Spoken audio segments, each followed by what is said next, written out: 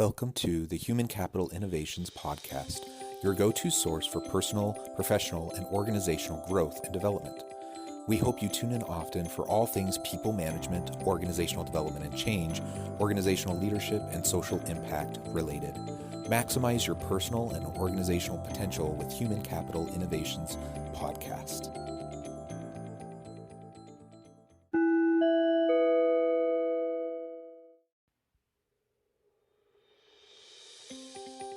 Welcome to the Human Capital Innovations Podcast.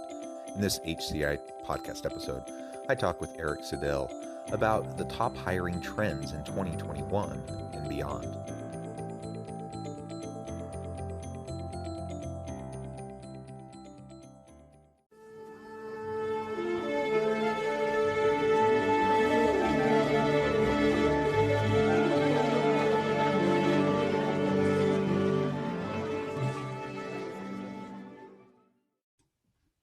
Eric Sydell, welcome to the Human Capital Innovations Podcast.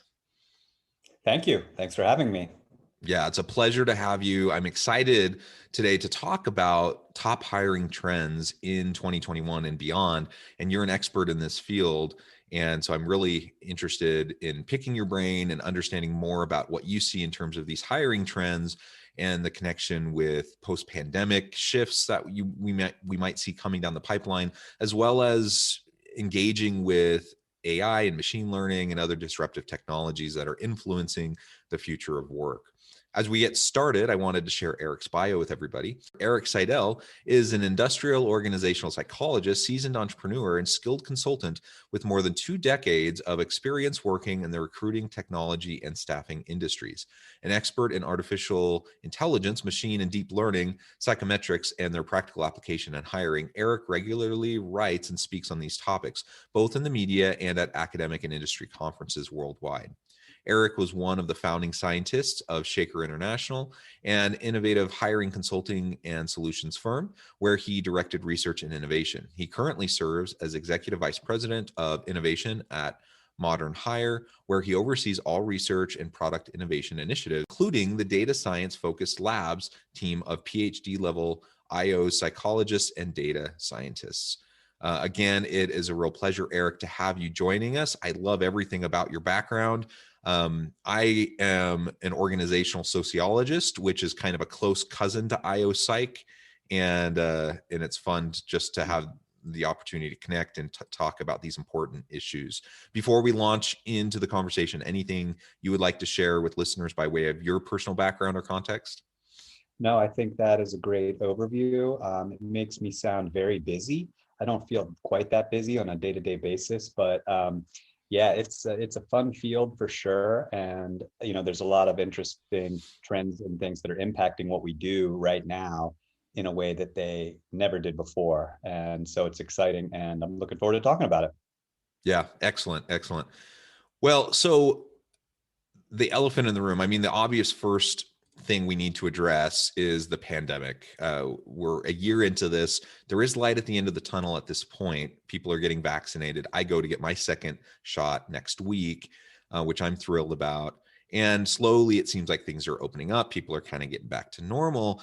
But I think some of the shifts that we've seen in the workplace aren't going away anytime soon. People have become accustomed to hybrid and virtual work arrangements and the flexibility inherent in that. And that's going to have implications for the ongoing trends that we see in the workplace, more broadly speaking, but also specifically in relation to hiring. So how do you see the pandemic shifting the ongoing hiring needs, and how can employers adapt moving forward? Yeah, certainly the pandemic has been a bit of a seismic shift for us over the past year and a half or so.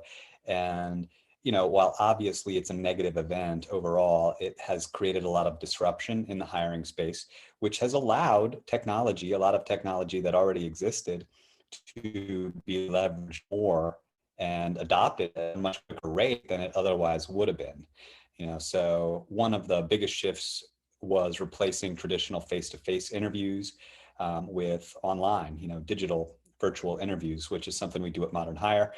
We observed the impact of that firsthand. We saw the volume of our interview technology solutions increase by a factor of 10x compared to a similar time frame the year before.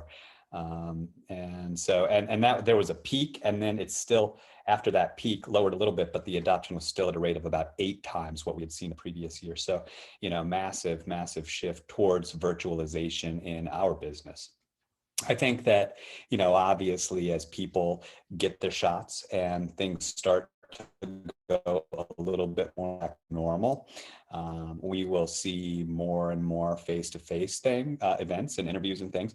But I mean, it does seem pretty reasonable to assume that some of the effects of virtualization will be lasting. We've certainly all got a lot more proficient at using Zoom, and that's not going to go away. The pandemic caused an acceleration towards the adoption of existing technologies, the enhancement of those technologies, and ultimately shifting us faster towards this impending future of work that we already saw coming. I mean, people have been anticipating some of these changes for a long time, for the better part of a decade or more even. But people can be slow adopters, and change can be slow. But as everyone knows, last March, we had to kind of on a dime just make a change, and people had to adapt or die, and so we saw this huge acceleration into the future of work. And maybe where I thought we would have been in 5 years, we kind of have gotten there in the space of a year, just because of the necessity of it all. And of course that has implications for the future, and work arrangements, and whether it's remote, or we get back to face, or it's a hybrid arrangement. And then that has implications for how we're going to hire moving forward. You mentioned the virtual interviewing, and we can leverage not only Zoom or Microsoft Teams meetings to do virtual interviews, but there's also really cool AI and machine learning technologies that can be utilized to analyze those recorded interview videos, that can also help through the hiring process. So what do you see coming in that regard, and what are you doing in your company? Yeah, that's an interesting point. Obviously, when we talk about trends, everybody immediately talks about the pandemic. And that is obviously something that's had, a tremendous, massive impact on our world over the past year. But, when I think of trends, the larger trend that has been having an impact, and it goes back to, about 2 decades. For the past 2 decades or so, AI has been developing, has been coming on the scene. And AI existed well before that, but it really was about 2 decades ago that something seismic happened in the AI world, which was the creation of deep learning. And deep learning is a specific type of AI that allows us to make sense of especially unstructured data, like free form talking or text or anything, that's out there in the world. It's the thing that powers self-driving cars. And it's the thing that I don't know, probably allows Netflix to figure out what movie I want to watch next, with an uncanny level of accuracy. So it's very good at making sense of the world around us. And that has been just a tremendous shift in so many different aspects of our economy. So I think what's so interesting now is that we have, the effects of the pandemic on top of AI trends and AI development and implementation.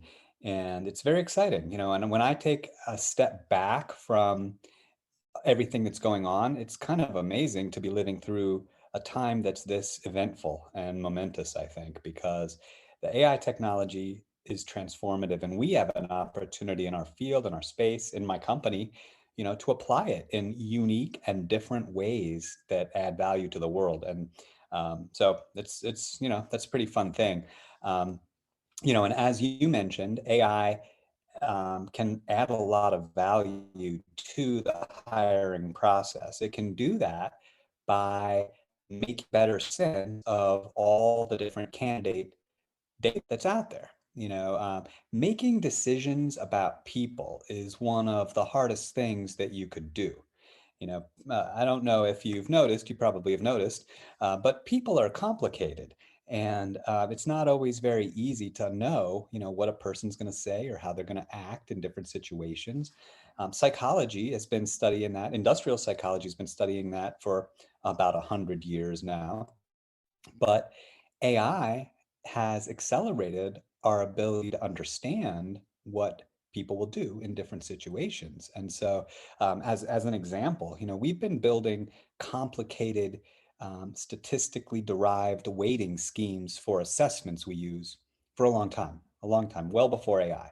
And when I started my career, I experimented with a lot of different techniques, neural networks, and things like that, and tried to see how predictive we can make assessments that we're using in the hiring process.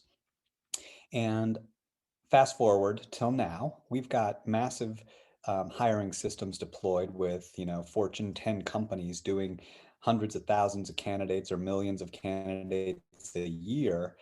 And the scoring of those systems is based on multiple regressions and correlations and sort of traditional statistical things. And what we've started to do now is redo the scoring of those systems with AI. And it's amazing. It's amazing because we're able to extract even more predictive information from all the data that we're collecting. So much so that switching from a traditional statistical model to an AI model results for these big companies in many millions of dollars of increased ROI. And so it's kind of stunning because previously we love to talk about how sophisticated our algorithms were and that they were developed by a bunch of PhDs that studied statistics and psychometrics and blah blah blah.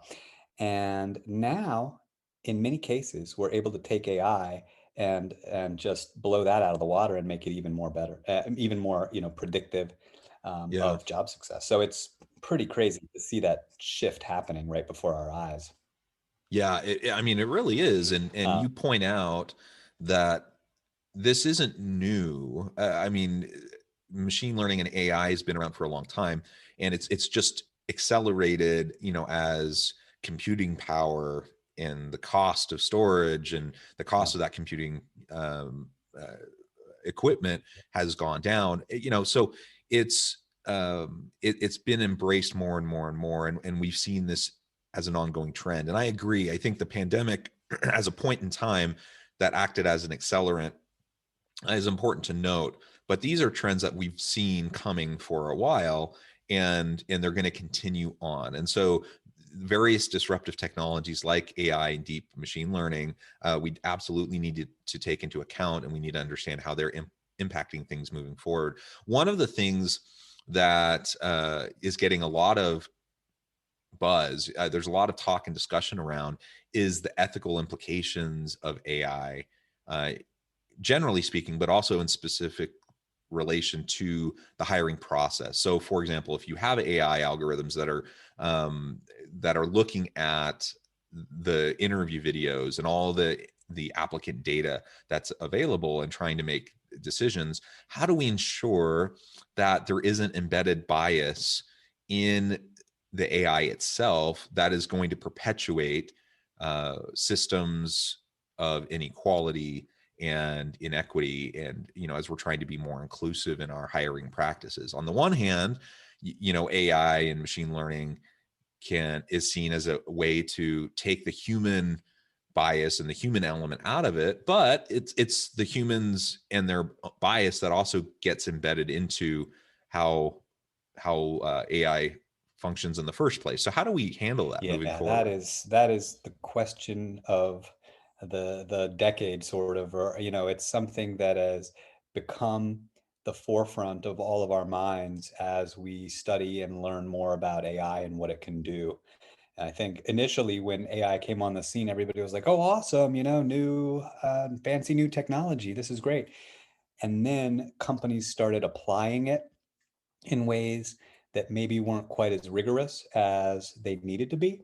And as a result, we saw a lot of negative headlines from big companies who had created AI algorithms that ended up resulting in bias and in biased decisions and recommendations. And I think of that time period when that was happening as something that was happened in the past, and now responsible companies are doing better, except that I keep seeing more headlines that say the same thing, and it's driving me crazy. So it's not in the past. So I wish it sometimes we're a was. little slow to learn those lessons, aren't we? Yeah, I know, right? Absolutely. And so it's challenging because, I believe very fundamentally in how powerful AI is, and it is. It's enormously powerful to figure things out. But we have to be extraordinarily careful with how we develop it and how we apply it. And a lot of times that's just not the case with how companies are developing it. I and I'm a psychologist, so like I went into this field, and we've got almost 50 psychologists at Modern Hire, that are, similar in background to me. We all went into this field not because we wanted to create hyper efficient and dehumanizing corporate entities. We went into this space because we wanted to understand people and help people be better and more effective in their lives and in their working lives in particular. So our lens is, how do we use whatever technology is available to make people's lives better? And that means matching better with companies, finding jobs that are more fulfilling for you and that you like to do and that you last at longer because you're content, and you're getting something out of it. How do we enable that match between a human and a job role that a company might have? And if we are just collecting gobs of data on a person and crunching it to help a company find the most efficient hire without regard for that individual, I think ultimately that ends poorly for humanity, because we're sort of at the early stages now of the AI's trajectory, and it's not going to get weaker. It's going to get stronger, and eventually, who knows? So eventually it's going to be smarter than we are. We don't know when that's going to be. It's not going to be next year. It's probably not going to be in a decade, but it might be in 2 or 3 decades. And we don't want to be positioned. We don't want to have contributed to taking all the humanity out of our world right now. So I think it's super, super important.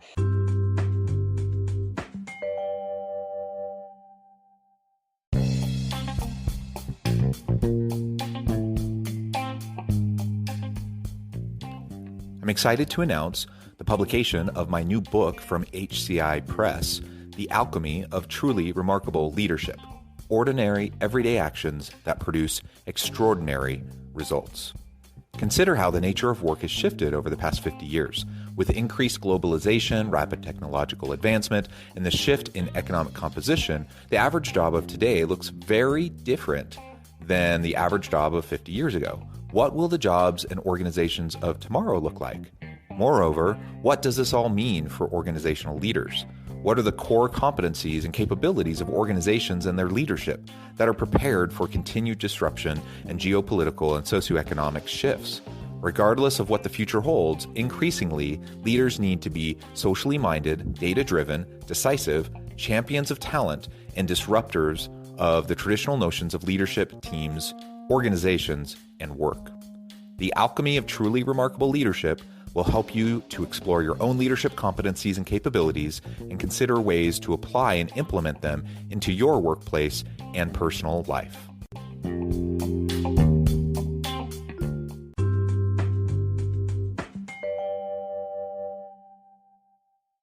I was digressing a little bit philosophically there. I think that the reality in hiring and in our space right now, what we're doing and what companies need to be doing is certainly studying AI and certainly understanding what it can do for the hiring process. It can certainly make sense of data and make that information more predictive, which is great for everybody. Now, bias, the question of bias, people have given AI sort of a bad name, a bad rap. People think of AI as causing bias. AI doesn't cause bias. What it does is it illuminates bias. It Yeah. reveals bias that is already there. And that bias comes from us. It comes from humans. And, we are all highly biased creatures. We filter information in our brains in a certain way that allows us to make quick decisions, and our brains use a variety of different heuristics and tools like that to make sense of the world around us in a quick way. And a lot of that is subconscious, and certainly a lot of it is biased. And that's different than being overtly racist or any of the other sort of ists that we could talk about. Those are clearly bad, and we need to avoid those. But even beyond those, if you're not racist, you're still processing information in a way that is certainly biased and subject to all kinds of heuristics. So that then just gets propagated into the AI, which then could potentially release those biases at scale, systemically. And that is Yeah. very bad. So, that's the thing that we have to watch out for. And how do we do that? We study the AI more thoroughly and constantly have to evaluate it for bias. So, one thing that I think is, I don't think it's reasonable to assume or to expect that we are at any time soon going to be able to say that we have AI algorithms that are bias free. That's I think that's a naive expectation. And I think that you might hear some companies saying bias free or, unbiased. I think that's naive, and I don't think we are to a point where we could have faith that any algorithm is bias free without constantly monitoring it. And I think, to me, that is the critical thing that we need to be doing, is having better monitoring of algorithms, audits, continual, not one-time audits of a hiring system or of a test to see if it's biased, continually auditing and monitoring the performance of AI to make sure that it's not biased. And it's going to be biased. We're going to uncover biases that we did not see coming, Yeah. because AI is continually do a better job of predicting things. And in so doing, it's going to uncover things that correlated with race and with gender and with other subgroups that need to be protected. And so we have to monitor that in order to control it. And I think that, for me, is the fundamental bottom line, is better auditing, better continual monitoring. And that's certainly what we try to do at Modern Hire, with the data that we're collecting. Yeah, I agree. I think that's super important. And what I see some organizations doing, perhaps many or most, is they see the value in AI and machine learning, so they're adopting these new tools to assist in various aspects of the business, including hiring. But it's largely a black box, and nobody really understands anything about how it works. And so how do you monitor the algorithms and what they're producing? How do you do that if you don't actually understand what's going on behind the scenes? And so that's an important piece that requires highly skilled individuals with technical expertise like yourself and your team to be able to help with that monitoring process. And we need to be able to do that. I mean, you think about all the dystopian movies, and are we on the verge of a rise of the machines, Terminator type of a dystopian future, or is it more of like are we going on the other extreme? Are we going to have some sort of a Star Trek utopian kind of a space exploration future aided by technology and machines? Now obviously it doesn't need to be either extreme, right? We're probably going to be somewhere in the middle, but it does require monitoring. It does require continual attention to how we're utilizing and implementing these technologies. And we need people to take an ethical perspective on how these things are being applied. We can't just say it's, because it increases the ROI factor, the bottom line, and efficiencies, that it's inherently good. Well, we have to go deeper than that from a ethical framing perspective. Um, so Yeah. as we wrap up here today, any other trends that you see coming, in 2021 and into the future in terms of hiring, and what is your company doing to try to address that? Yeah, yeah, great. Such exciting questions about the future of humanity and everything. I certainly am crossing my fingers that it's a fun space exploration future, not a Terminator situation. Me too. But yeah, I guess we all are collectively. So the thing that we need to do to make sure that our future is positive is we need to make sure that AI is harnessed effectively right now. And in IO psychology, what we do is we try to create models that explain human behavior. So we're not just trying to black box predict something, we're trying to understand what drives that prediction. And I think that mentality is very critical to ensuring that we're selecting people for new jobs based on competencies that are job relevant, not the color of their skin or how tall they are or what zip code they happen to call home, things that are all correlated with things we don't want them to be correlated with. Um, so it's up to us. And, we are very active in pushing ethical AI, but certainly not everybody is. And the data science world in general, a lot of that is, as engineers, people that don't come to AI from the standpoint of theoretical psychology. And so, we need to get the word out to those types as well, that there is an ethical and a careful and a harnessed way, to develop AI. And just because we're psychologists doesn't mean we're the only ones that should be concerned with creating humanistic approaches to AI. Now, I know you asked about other trends, so I want to get to that. There's all this, all the pandemic and the talk of AI and everything. There's other things going on as well. One of the things that comes out of all that, I think, is building hiring processes that can handle shock better. So hiring processes that can handle um, all of a sudden decreased candidate flow or increased candidate flow, reacting to the events of the world. And one of the ways that that can be enabled is by better technology platforms that integrate more data and make sense of the data, and a uh, that have information on people you could hire right now. So maybe all of a sudden you have a new opening, but if you have a good awareness of the labor market around you and people that have recently applied, you might be able to make a very, very quick and valid and fair hiring decision based on having enough data at hand. And so that's one of the things that companies are looking at a lot now, is building better processes that are immune to shock.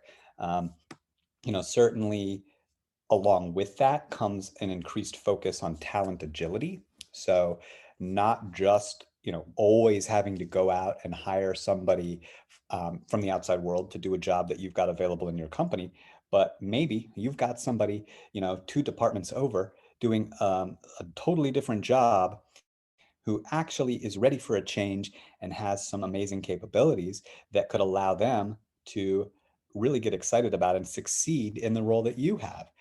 How would you know that? Well, the way you would know that is by taking stock of the talent that you already have, having it in a system that you can query and that you can pull from.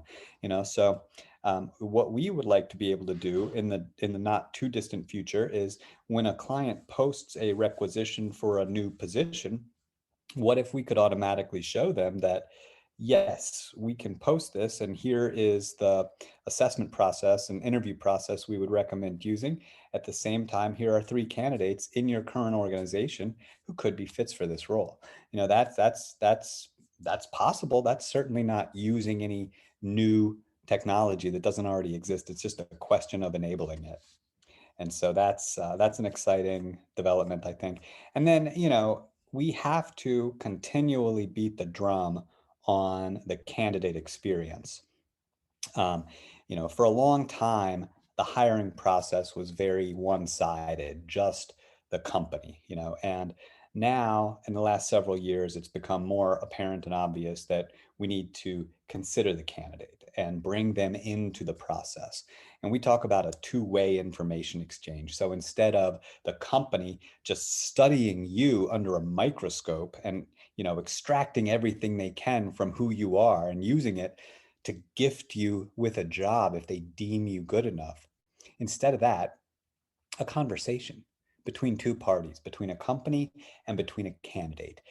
Just like a date would not work if it was one-sided, one person interviewing the other and then deciding whether they were going to gift that person with a marriage, right? It wouldn't work. So it's got to be a two-way process. And so we're working a lot on that, and just enabling tools that bring the candidate in and provide them with a rich overview of what this job, what this company is all about, so that they can be a part of the decision-making process as well. And, honestly, I mean, a lot of candidates will self-select out of a hiring process if they determine that it's not for Absolutely. them, which is It, great. yeah, it's good for everybody. Yeah. Yeah. Absolutely. Well, Eric, those are excellent insights into the trends that are coming in terms of hiring. And I applaud you and your team for the good work that you're doing and helping to move this forward and moving things, in an ethical and sustainable direction as we embrace these technologies, focusing on the humanity behind everything that we're talking about, and the applicant experience. That is so important. And if organizations want to be able to attract and retain top talent moving into the future of work, where we need people with much more proficiency in an array of technical and soft skills to be able to help organizations be successful. We have to take all of these elements seriously. We have to treat our applicants better. We have to help them to have a good experience. And ultimately, we need to leverage the existing capacities of the technologies we have within the organization. We have to better leverage the existing talent that we have within the organization as we're filling positions.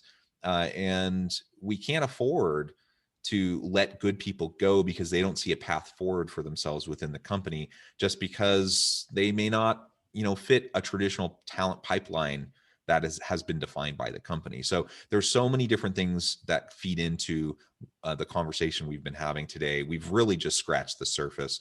But I am mindful of your time. I know I need to let you go.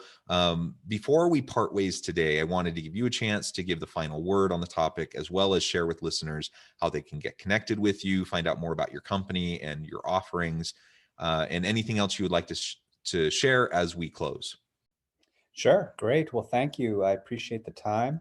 I'm a fan of your podcast. I was just listening to the one with Craig, the youngest, I think, general ever in the U.S. Army. Yeah. And I wish I could say I was the youngest.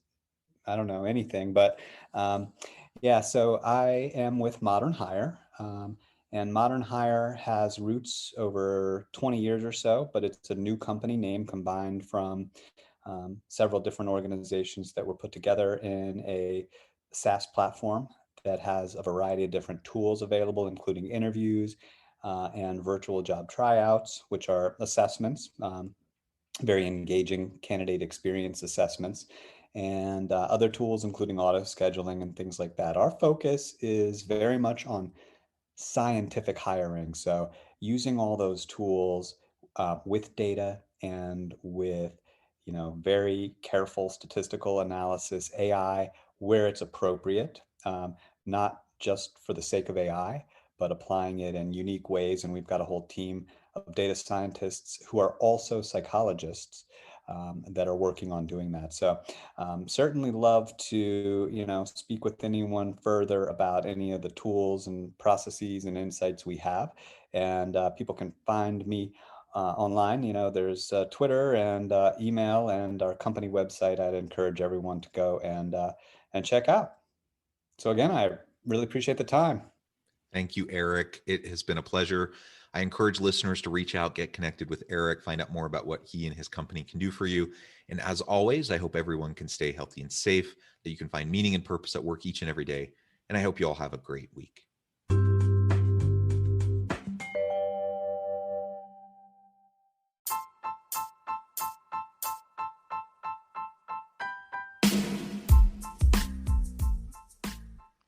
We are excited about the launch of of HCI's new magazine, Human Capital Leadership. Human Capital Leadership is a free, interactive e-magazine designed to help individuals, leaders, and organizations find innovative approaches to maximize their human capital potential. We will be publishing issues quarterly in August, November, February, and May. Check out the first issue and let us know what you think.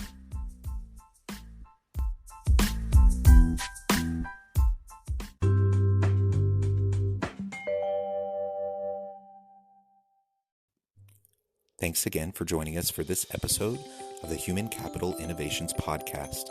I hope you stay healthy and safe and that you have a great week.